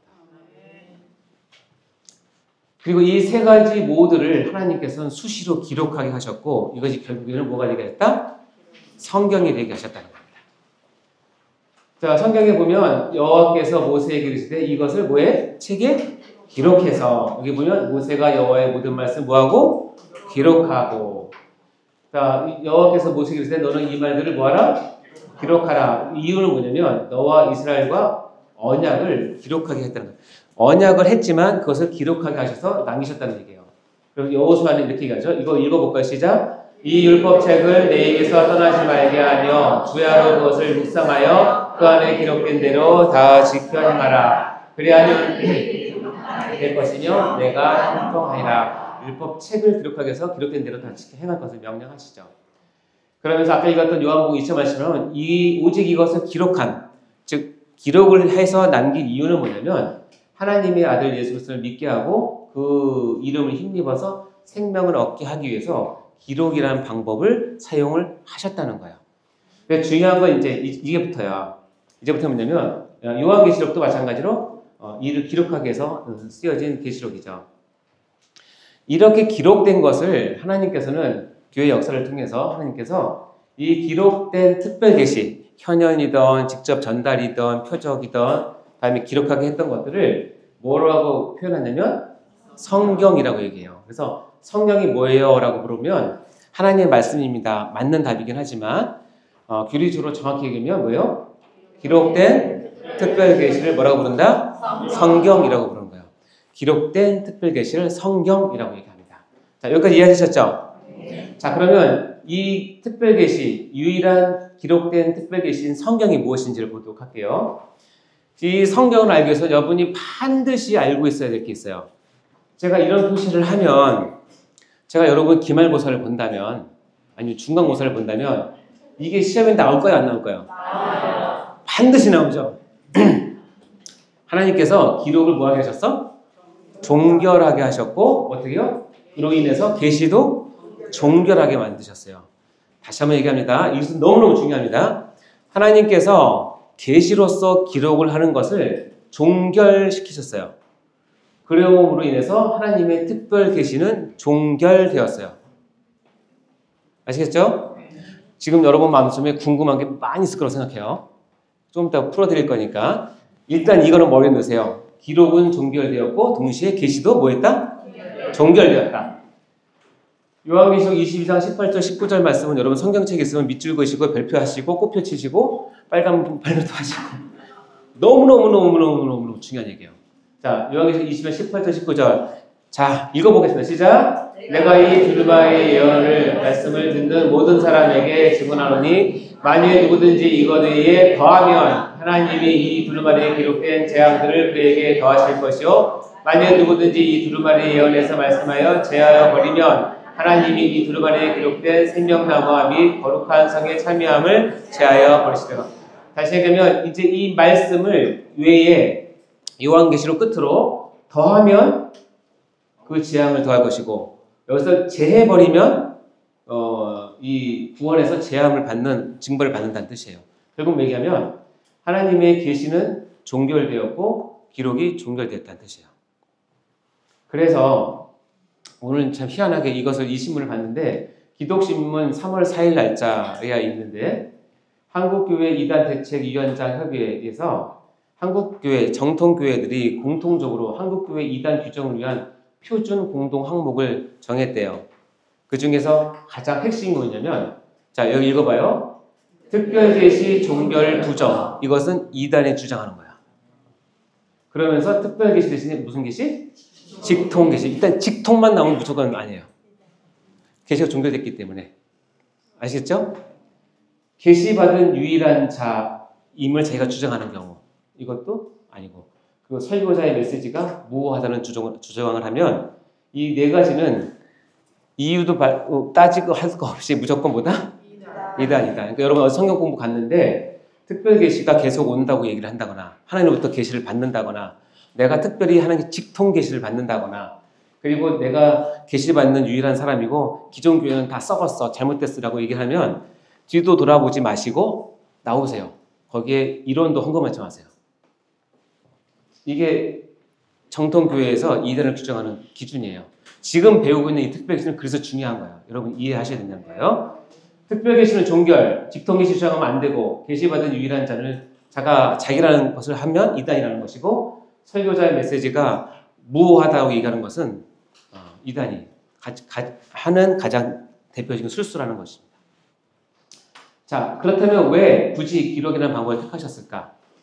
시간이 많으면 제가 물어볼 텐데 시간이 없어서 성경이나 이런 데서는 굳이 이 부분에 대해서 정확히 나오지 않지만 제가 보면 이 기록이라는 방법을 하지 않으면 사람들은 악해서요 자기가 하고 싶은 걸 마음껏 해요. 예를 들자면 어떤 한 사람이 초창기 자기 간증을 할 때의 간증과 중간에서의 그 간증과 나중에 어느 시간이 지나서의 간증이 들어보면 계속 바뀝니다. 왜 바뀌는지 아세요? 거기 자꾸 자기를 드러내고 싶고 자기를 나타내고 싶고 자기를 뛰어나게 하고 싶은 유혹이 오니까 자꾸 간증을 안 본 것도 본 것처럼 아닌 것도 그런 것처럼 붙여서 그게 인간의 죄성이거든요. 그러니까 어떻게 해요? 그런 경우에는 기록을 하게 하면 분명한 기준이 되기 때문에 사람들이 거기서 흔들리지 않아요. 하나님이 귀한 말씀을 기록하지 않으면 여러분이 헷갈려요. 영적으로 뛰어난 사람이 그렇게 주장하면 다 따라갈 수밖에 없어요. 영적으로 뛰어난 사람이 내가 어제 밤에 봤는데 하나님께서 나에게 꿈에 나타나서 말씀하셨는데 이렇다더라 얘기하면 기준이 없으면 쫓아갈 수밖에 없어요. 아니라고 거부를 어떻게 하겠어요? 나보다 영적으로 훨씬 뛰어난 사람인데. 그러니까 그것을 하나님께서 막기 위해서 기록이라고 하는 기준을 세워주신 게 아닌가 저는 그렇게 생각을 합니다. 따라서 여러분의 신앙의 기준은 반드시 기록된 특별히 계신 성경을 기준으로 하셔야 된다는 거예요. 아멘? 누가 와서 뭐라고 해도 다시 한번 확인하셔야 돼요. 말씀으로. 그러니까 여러분 말씀을 잘 알고 계셔야 되겠죠? 설교가 끝날 때까지 여러분께 권해드리는 것은 여러분이 실제로 성경을 펴서 최소한 1독 이상은 좀 했으면 좋겠어요. 제발 제 부탁입니다. 여러분에게 정말 유익합니다. 그러면서 이렇게 얘기합니다. 이는 너희로 하여금 뭐라고요? 기록된 말씀 밖으로 넘어가지 말라. 다시 얘기하면 기록된 말씀이 기준이고 경계라는 뜻이에요. 이것을 넘어가면 안 된다 라는 것을 분명하게 얘기하고 있죠. 그래서 하나님은 기록이라는 방법을 통해서 분명한 기준을 우리에게 제시를 하셨다는 겁니다. 그 중에서 성경에 대한 잘못된 태도가 있는데 혹시 여러분은 이런 말씀 하세요? 아유, 말씀은 그렇지만 성경은 그렇지만 아유, 우리 삶이 그런가요? 현실은 그렇지 않죠. 이런 말씀 해보신 적 있습니까? 지금도 하십니까?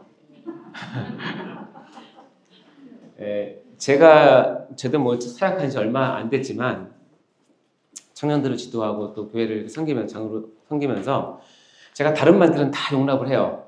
연약하니까 그러셨지만 이런 말 하는 사람은 제가 절대로 신뢰하지 않습니다. 아유, 목사님, 그때는 이제 장로니까, 아유, 장로님, 성경은 그렇지만 사는 게 그런가요? 사회생활 해보세요. 뭐 그러잖아요. 저도 지금도 사회생활 하고 있어요. 이 말이 왜 안 되냐면 성경이 그렇지만 현실이 안 그렇다는 얘기면 성경을 주신 하나님의 권위를 완전히 없애는 거예요. 성경이 주신 하나님의 권위를 없애면 내가 무슨 권위를 갖고 신앙생활을 하고 무슨 기준을 갖고 신앙생활을 해요. 이렇게 고백해야 돼요. 성경이 그런데 내 현실은 그렇지 않아요. 너무 괴로워. 나 좀 위해서 기도해줘. 말씀을 선택할 수 있고 말씀을 순종할 수 있도록 기도해줘. 너무나 힘들지만 꼭 순종할 거야. 이렇게 나가야지. 야, 성경은 그렇지만 아유, 그거 누가 다 지키냐. 현실은 안 그렇지. 이런 사람은 절대로 교회 중직자가 되시면 안 돼요. 교회를 말아먹습니다. 성경에 대한 권위가 인정되지 않은 사람에게는 교회를 맡기시면 안 됩니다. 따라서 여러분은 성경에 대한 권위를 분명히 알고 계셔야 됩니다. 스스로 속이지 말라. 하나님은 업신여기를 받지 아니하시나니 사람이 무엇이든지 그대로 거두리라. 하나님을 그렇게 업신여기는 받는 분이 아니시기 때문에 성경 그렇지만 이렇게 하시면 안 된다는 거예요. 아시겠죠? 네. 자, 마지막으로 이제 여러분이 궁금한 게 있어요. 뭐냐면 그러면 요즘도 보고 듣고 기적을 체험한 사람이 있다는데 그게 뭔가요? 최근에 하나님께서 여러분의 꿈에 나타나서 말씀하시는 게 있습니까? 혹시 최근에 하나님이 특별한 방법으로 여러분께 현현하셔가지고 이렇게 하신 적 있습니까? 소원입니다. 네? 소원입니다. 구원? 소원. 소원. 소원이세요. 우리가 잘 아시는 한 분께서 처음 예수님을 만났을 때 새벽에 자기 방에 있는데 예수님께서 빛으로 자기에게 다가오셨다고 간증하셨어요. 여러분 그걸 믿습니까? 안 믿습니까? 왜 믿죠? 잘 아시는 분이니까. 자, 그러면 지금도 하나님은 말씀하십니까? 지금도 하나님은 현현할 수 있습니까? 지금도 하나님은 꿈속에서 나를 가르칠 수 있습니까? 다 가능하죠? 다 가능한데 이거를 계시라고 얘기하면 안 된다는 거예요. 뭔지 아시겠어요? 이제는 계시가 아까 이제 종결되었기 때문에 그런 현상을 체험이라고 얘기를 해야지 이것을 내가 계시 받았다고 들어가면 그때부터는 믿음도 흔들리고 교회도 흔들리고 바로 이단이 될 수 있어요. 그럼 체험과 계시의 차이점이 뭐냐는 거 중요한 거죠. 하나님께서는 저는 그걸 믿습니다. 하나님께서는 하나님의 원하시는 방법으로 하나님께서 뜻대로 우리를 마음껏 하실 수 있어요. 당장 내 꿈에 내일 나타나서 이재훈 목사 설교 수리 잘하고 있는데 좀 쉬어라. 그럼 넌 쉬어야 돼요. 그렇죠? 근데 그걸 계시라고 얘기하면 안 돼요. 제 체험인 거죠. 거꾸로 슬기없이 잘하는데 야, 더 해야겠다. 내 은혜를 더 준비했는데 좋은 사람이 있더라. 그럼 제가 그렇습니까? 더 해야겠죠? 그런 소통을 할 수 있을까 없을까요? 있어요. 하나님은 살아계시고 그제나 지금이나 영원히 동일하신 분이니까 야곱에게 나타났으면 라반에게 나타났으면 그 억울한 아비멜에게 나타났으면 저에게도 왜 안 나타났어요? 나타날 수 있죠. 있지만 그것을 내가 교회에 공식적으로 계시받았다고 얘기하면 안 된다는 거예요. 계시와 체험은 그 차이예요. 사도 바울이 이걸 알았어요. 내가 주의 환상과 계시를 봤는데 셋째 하늘에 올라가서 놀라운 일을 봤다는 거예요. 이거 자체는 이미 계시가 된 거긴 하지만 여기 뭐라고 했냐면 말로 표현할 수 없는 말을 들었는데 여러분이 혹시 내 말을 듣고 오해할까봐 지나치게 생각할까봐 두려워하여 그만뒀다라고 얘기를 해요. 왜냐면 개인 체험을 지금 하나님의 계시로 완성하는 것에 사도 바울이 마음이 걸렸나 봐요. 근데 하나님께서 그걸 허락하셔서 이걸 얘기 안 해요. 끝이에요. 그럼 사도 바울은 개인 체험으로 끝나는 것이지 더 이상 우리가 파헤칠 수는 없는 거죠. 하나님께서 보여주시는 데까지만 보시면 돼요. 자, 도마에게 나타나셨어요. 도마가 10제자가 있을 때 불행히도 도마가 없었어요. 10제자가 얘기합니다. 야, 예수님 부활하셨어. 나타나셨어. 그러니까 도마가 믿어야 믿어요? 도마는 철저한 현실주의자이고 이성론자예요. 그러니까 야, 내가 손 너보고 만져면 돼. 믿을 것 같아. 그 말 누가 들으셨어요? 예수님께서 들으셨겠죠. 그래서 11제자가 모였을 때 갑자기 들어오셨어요. 들어올 때 예수님께서 문도 안 열고 벽을 통해 들어오셨어요. 마음이 급하셨나 봐요. 돌아오자마자 샬롬 얘기하고 바로 도마에게 얘기합니다. 너 일로 와봐. 너 손가락 일로 갖고 와봐. 그래서 너 봐라. 얘기하죠. 그래야 믿음 없는 자가 듣지 말고 믿는 자가 되라. 이게 뭐냐면 그렇게라도 실증적으로라도 해서라도 믿는 게 낫겠다. 너는. 그러니까 도마가 넣어봤을까요? 안 넣어봤을까요? 넣어봤을까요? 안 넣어봤을까요?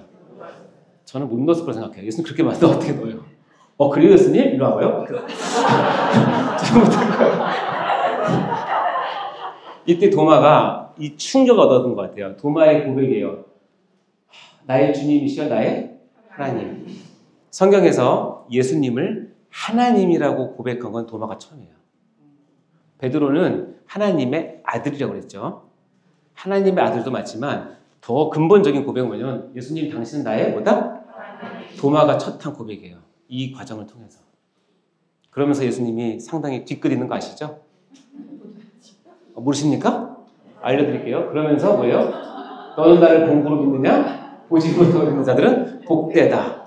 아주 기가 막힌 철촌살인 같은 한 말씀 하세요. 안 보고 믿는 게 복된데 너 보고 믿었구나. 아이고 쭈쭈쭈. 그래 그렇게도 믿어라. 알았지? 근데 도마의 고백은 나의 하나님을 고백한 거예요.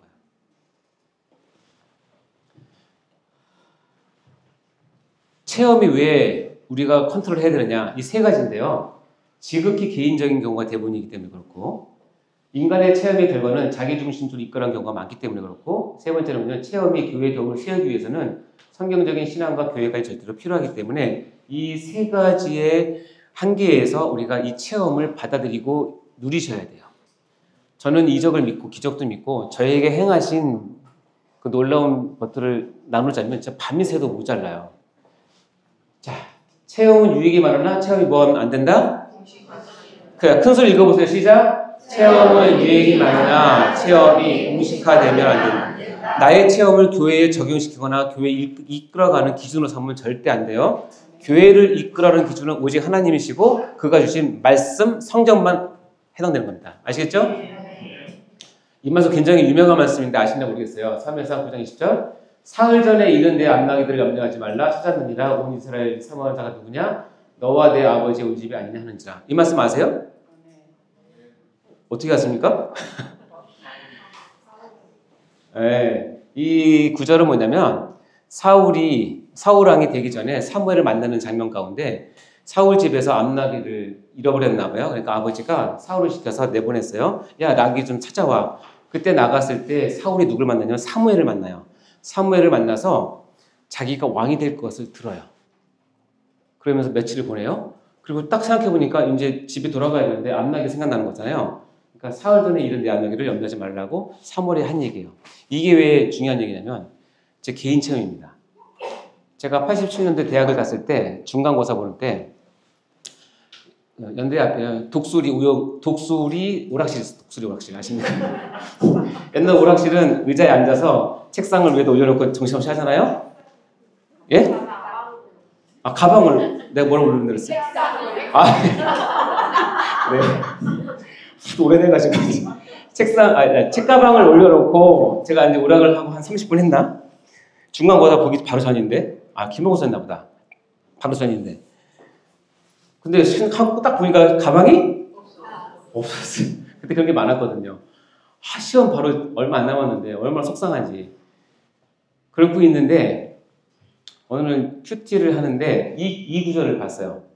근데 사흘 전에 잃은 내 앞나기를 찾았다는 거예요.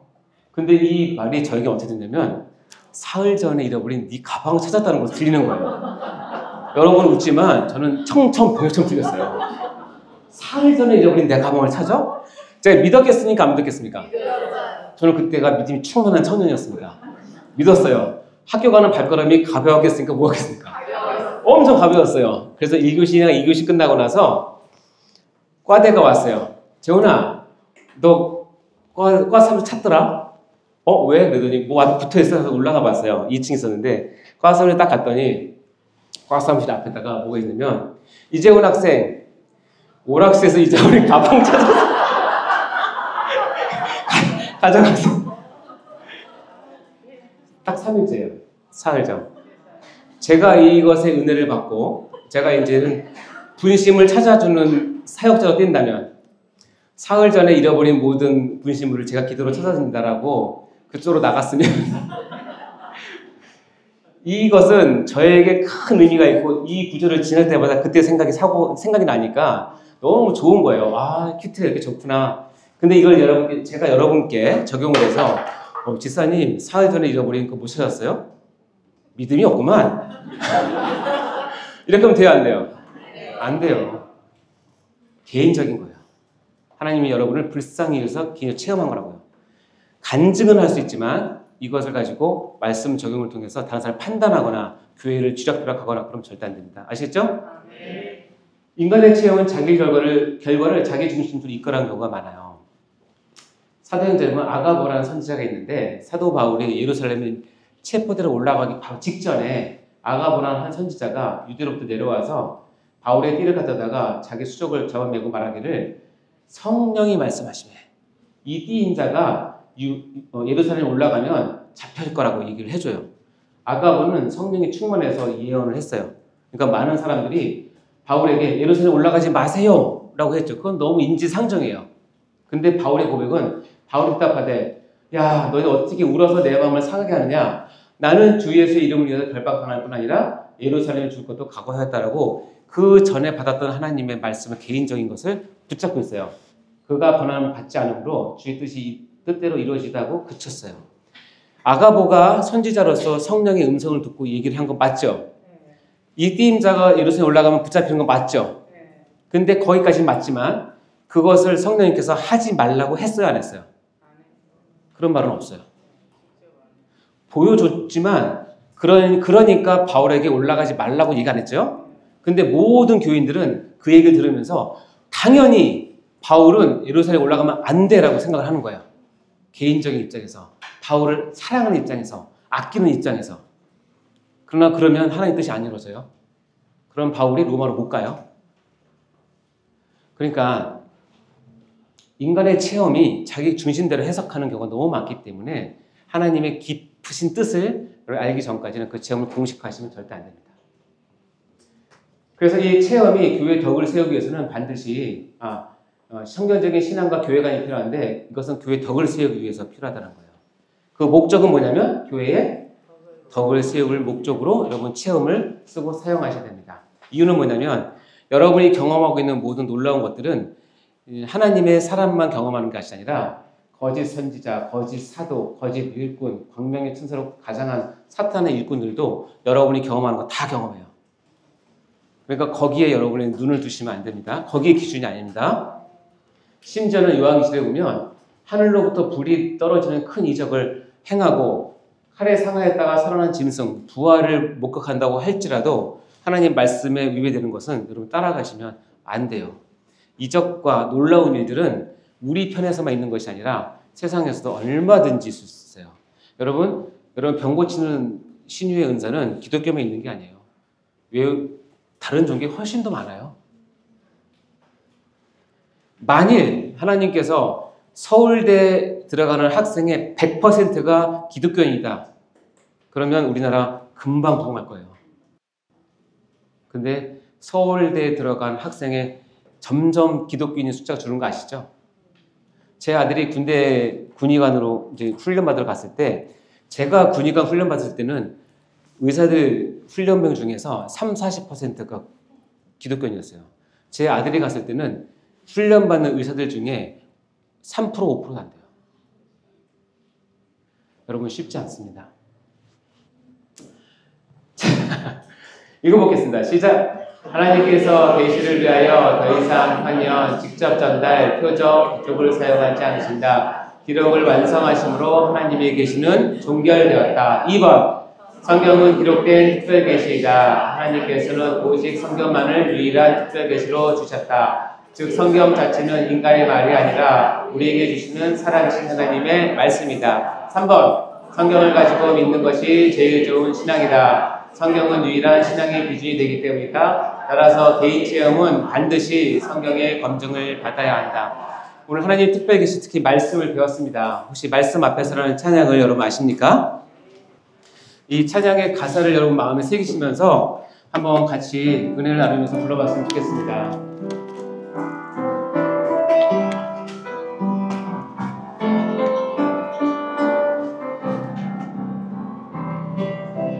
말씀 앞에서 경외함으로 주께 홀로 섭니다. 생명의 말씀 읽고 순종해 주를 예배합니다. 기록된 말씀 힘이 있어서 진리로 우리 거룩해 하며 거룩한 말씀 세세 영원히 복음이 되어 말씀하시네. 하나님 말씀에 두려워 떠는 자 그 말씀에 생명을 거는 자 한 사람 찾으시는 주님의 약속을 믿어. 하나님 말씀에 명을 거는 자 순종하며 주 따라가는 자 영원한 하나님 나라 이뤄갈 주의 영 일어나라. 주 말씀은 우리를 구원에 이르는 지혜이니 목숨과 내 뜻 다해 그 말씀에 복종하라. 하나님 말씀에 두려워 떠는 자 그 말씀에 생명을 거는 자 한 사람 찾으시는 주님의 약속을 믿어. 하나님 말씀에 명을 거는 자 순종하며 주 따라가는 자 영원한 하나님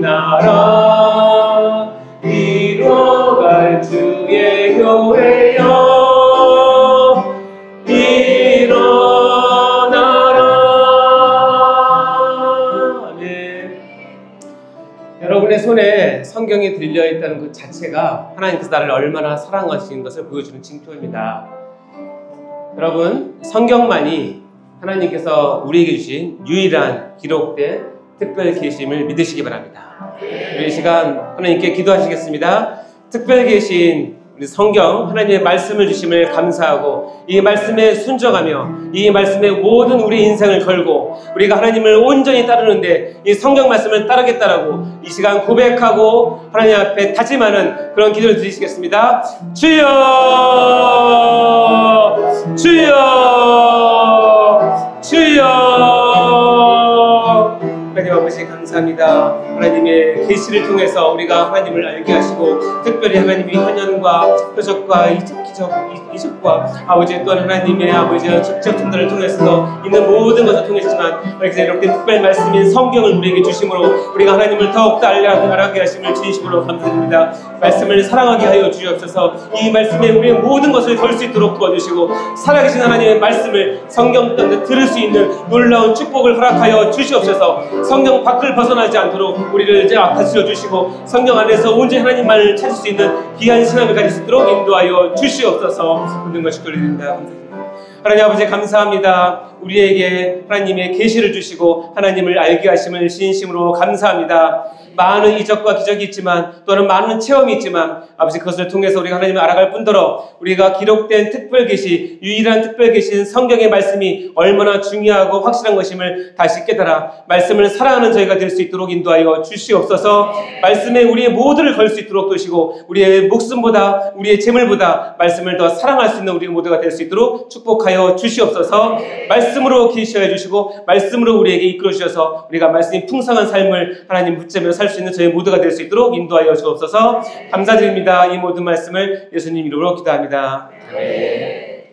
수고하셨습니다.